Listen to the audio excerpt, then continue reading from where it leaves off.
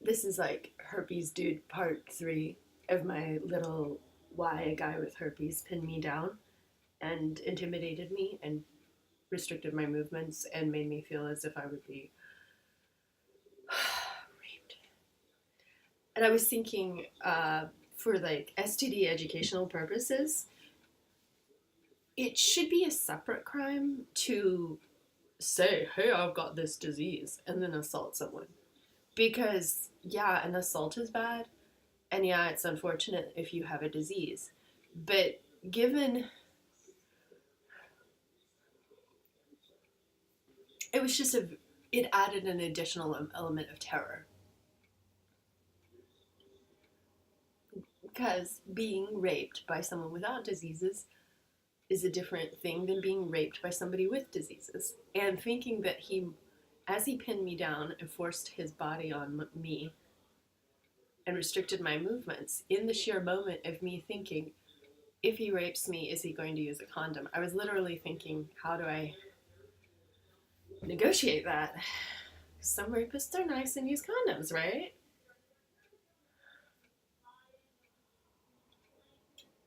That was terrorizing. And overall, I was thinking I should go back and talk about the way I came out to myself about what happened. Basically, I decided to move within 24 days of this happening.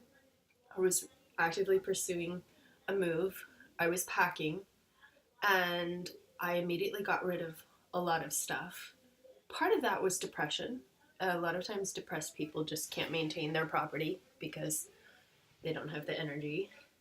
The couch where the assault happened, where we had been sitting, I got rid of that.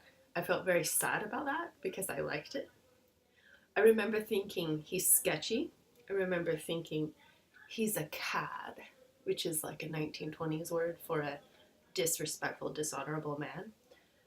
When I got him to tell me about how involved he was with his ex, like, oh, she makes me sleep with her every day because she's a Mormon, or oh, it's the greatest sex ever, or oh yeah, I slept with her on June 3rd, the day before the picnic that I invited you and Brenda to, and she chased us in the car, because I knew about her chasing him in the high-speed chase or whatever from the Coast Radio picnic. I'm just like, okay, so you're sleeping with her. Then as he would alternate between like, oh, and like still obviously smitten by her, then suddenly flipping onto me, I'd be kind of like, this is disingenuous, like you're confused. And he was also very flattering, so be wary of, oh, I like your hair color, or oh, you could be in TV broadcast journalism, you're so no, no, no, you can be on my radio show. Oh, and he kept telling me, I like your brain, I like your brain. And uh, in some ways, I guess he was somewhat derogatory to this other girl that he sees. At one time, I was just like, well, isn't Kim smart too? Like, he'd be like, yeah, but not like. And I think that an extreme amount of flattery coupled with an assault puts they would call it grooming in sexual assault literature. He was grooming me for the assault. Or like being a con artist, I'm going to throw a bunch of flattery on her and then proceed to grope and push her limits. But another way I thought of it besides sketchy, or he's a cad, I thought he's like Prince Charles, because he actually even kind of looks like Prince Charles, which is not attractive to me, like tall and lanky and skinny and sparse brown hair and pale, pasty. Uh, like I remember trying to think in my mind, could I even get into this guy? And then just feeling like almost like sick panic and terror. Like, and then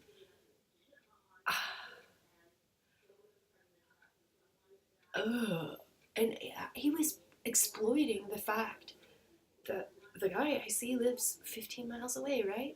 And That's legal. Like, I shouldn't have to have, like, the guy I see be my full-time 24-hour a day bodyguard for me to also have guy friends. So him trying to be kind of like, he was like, oh, so that's cool. Your boyfriend's like down the road. Oh, like, I could make an inroad.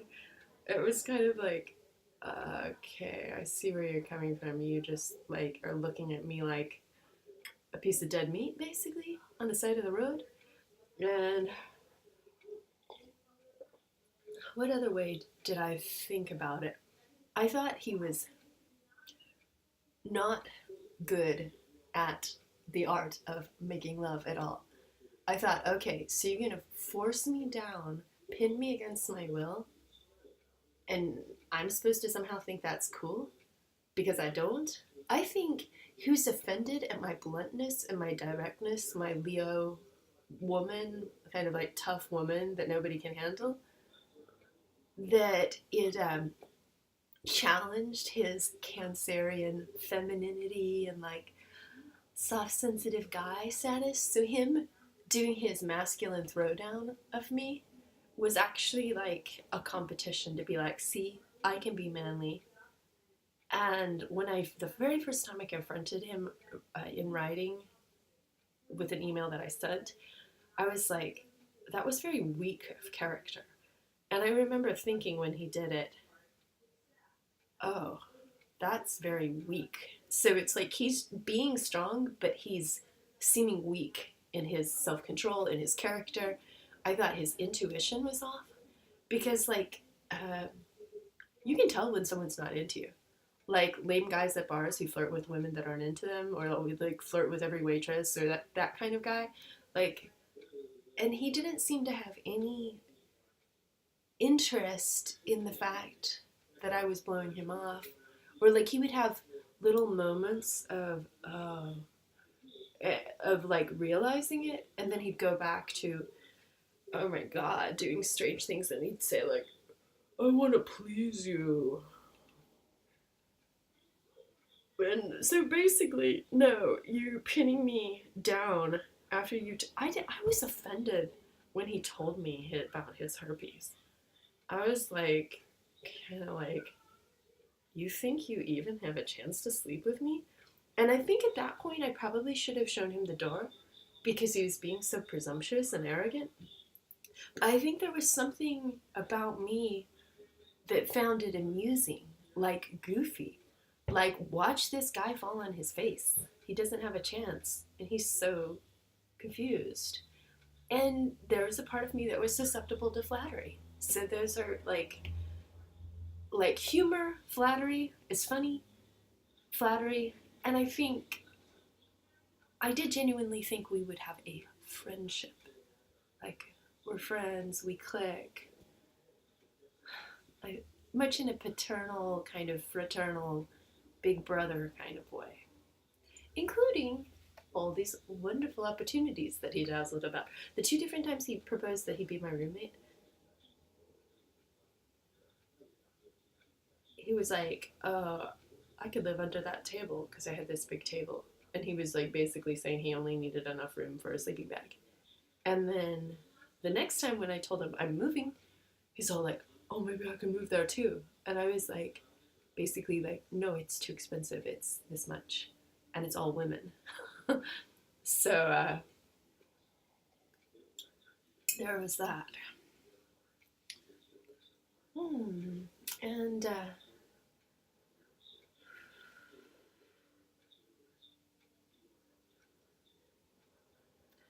see, I made an attempt to confront him basically 4 days later. And that was, he calls me while I'm hanging with Brenda. He'd invited her to this concert too, and he's like, let's go to this concert. Brenda's full blown losing her mind. She's gone to work and had a screaming fit episode. She's starting to be really negative and mean to me and like threatening to throw away my stuff that I gave her and blah blah blah. So I'm all like, oh my god, Brenda's going really crazy. And I made this weird step of confronting Chris. The first thing I did was, are you ever going to date Brenda? What's going on with this? Does she have a chance? And then I'm like, okay, well, show me a picture of the other girl. So I'm trying to be his counselor, sister chick that helps him sort out his chaotic love life. I'm not there to be pitched like, oh, I'll grab you. And so, really, I guess if I were a woman telling another woman what to do in this situation, is don't try to sort out other people's tangled love lives, because he's just one of those creepy guys. Like, I've known these creepy guys since my 20s or whatever. They can't. A woman talks to them, they think it's flirting. A woman smiles at them, they think it's flirting. A woman offers them a cup of tea, they think that means like something else. And knowing what I know now, I know he's out of control. So when I show up like to the beach on July 4th, I'm hanging with George. I know he happens to be down there, and I was just gonna walk the beach with George and find him and be kind of like, so basically, kind of back where we started is the second time I met him, I was with my guy. Here I am with my guy. Like, what's your deal? What do you not understand? And I think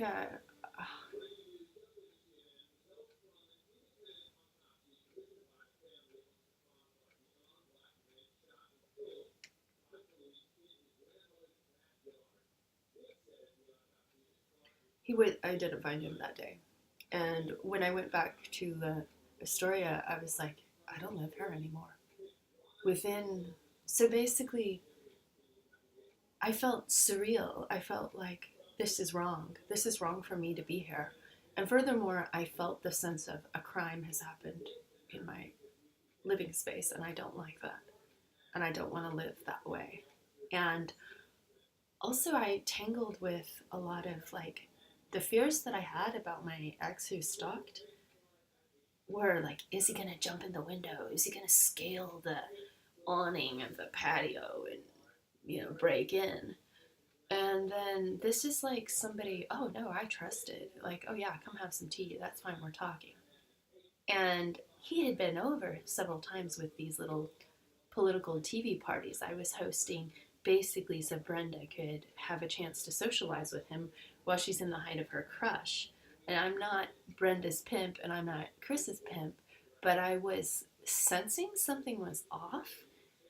And so I figured, well, if I give them a kind of a neutral, co-educational, lots of different people together watching just like a movie viewing party, it wasn't a big deal, then people can socialize, and it's not.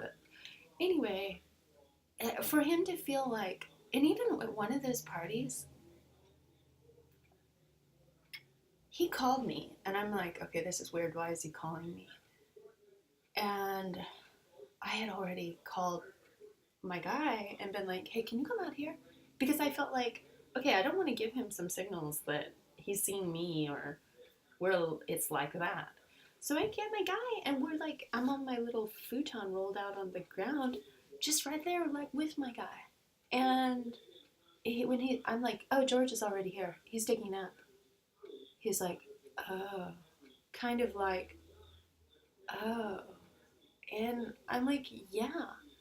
And I don't have a problem with talking with him, and I don't have anything to hide.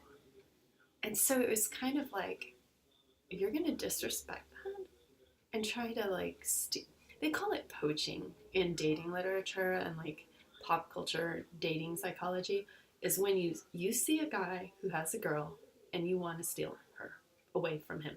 So he's a poacher. He tried to poach me as if I were just wild game. And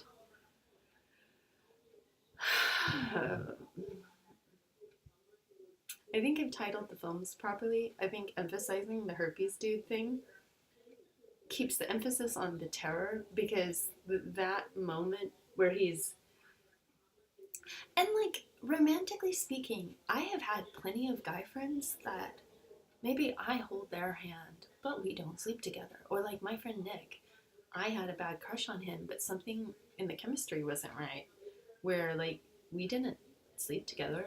Or like I had a friend who was my like cuddle buddy, and it's like cool, chill, non-threatening.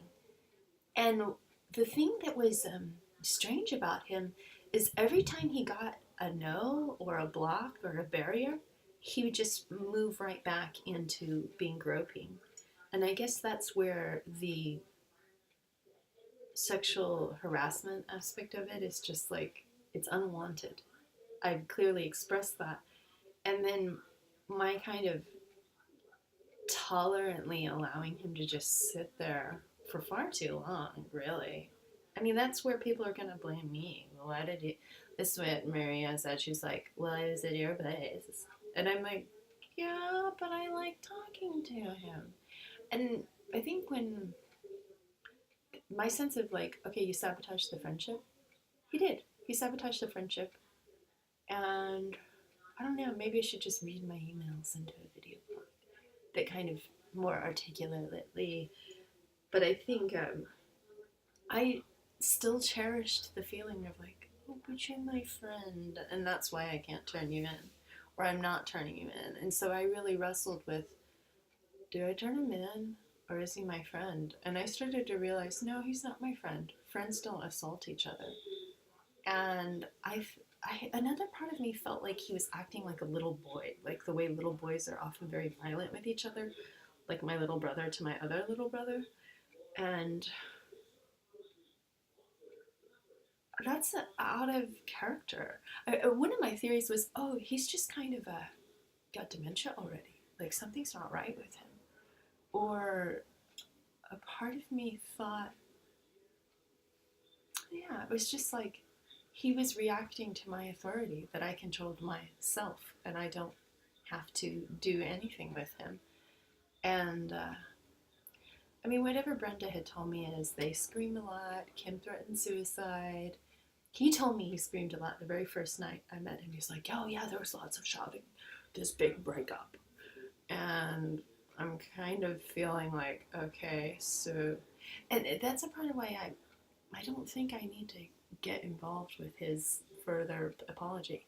If you can't put it in writing, put an explanation of why you pinned me down.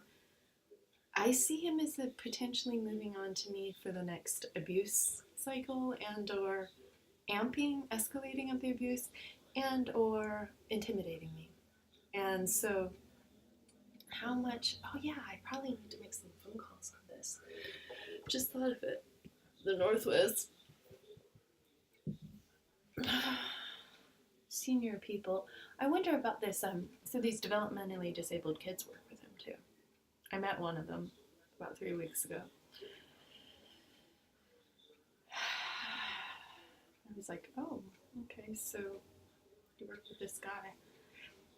Also, another thing, just for like stupidity's sake, is why not do your background on me?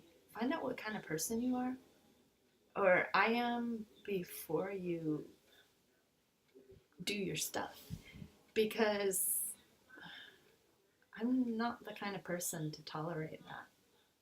Like, it's kind of like, whoops, you found the wrong person. And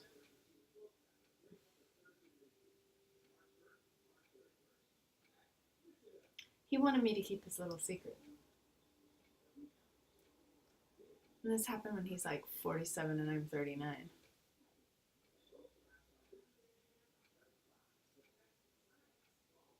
I think it all kind of came crystal clear when Blaine called one day. And I was like, yeah, I'm still wrestling with this. And like, at least he didn't rape me. Shouldn't be the standard of like, if everything was okay. At least he didn't rape me. Yeah, but what he did was still not okay. And furthermore, Brenda's angle was like, how can you do this, Mary? And I'm like, I didn't do anything. I just was talking. I was passive, possibly too passive. But the thing about rape psychology and fear is that paralysis is not consent, and panic is not consent, fear is not consent. And a lot of guys mistake fear for consent or paralysis. Like, and then the moments that I'm like swatting him off, and like, I was getting annoyed. I was just kind of like, Ugh.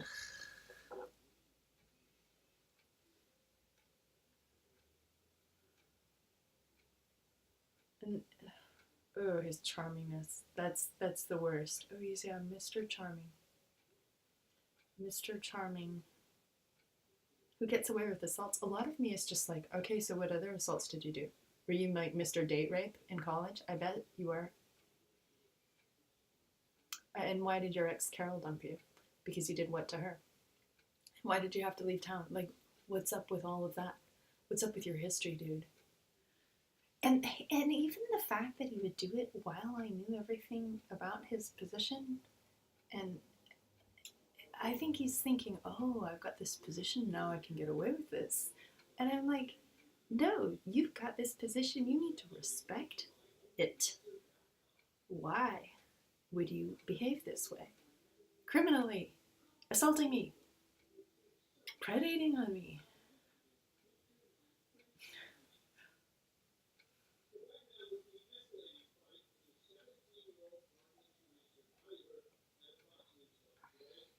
The magic moment is the moment he released me from the hold.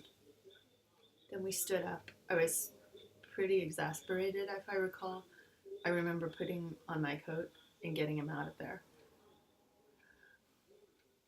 I also trailed him. I walked him all the way home. And I feel like in some ways that was part of my let me escort you all the way home. You are out of place and you're out of line. I remember telling him, yeah, it's fine if you go back to your ex. That's great. I don't care. Go for that. And I remember telling him how it would hurt the person that I care about. And which it did, even more than I imagined.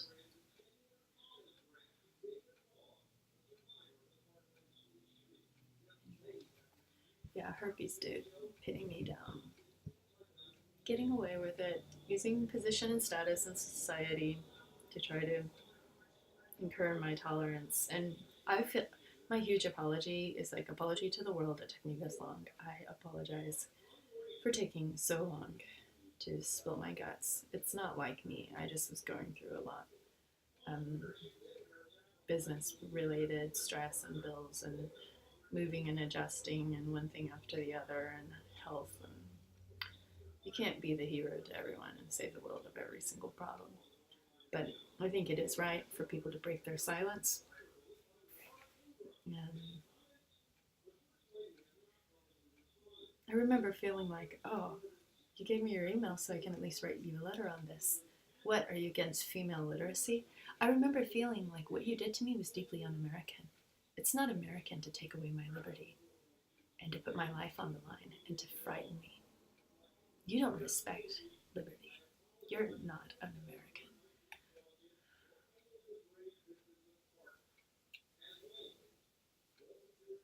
And I remember thinking, wow, you would try to come on to me this hard and you're still going back to Kim? Wow, she's got a cheatery dude. That's creepy. I felt really sorry for her. And I felt really sketched on him. So you don't really love her? What's the deal? You just play in the field? You Mr. Player, man? In your 40s, in your late 40s with an STD? I don't think so.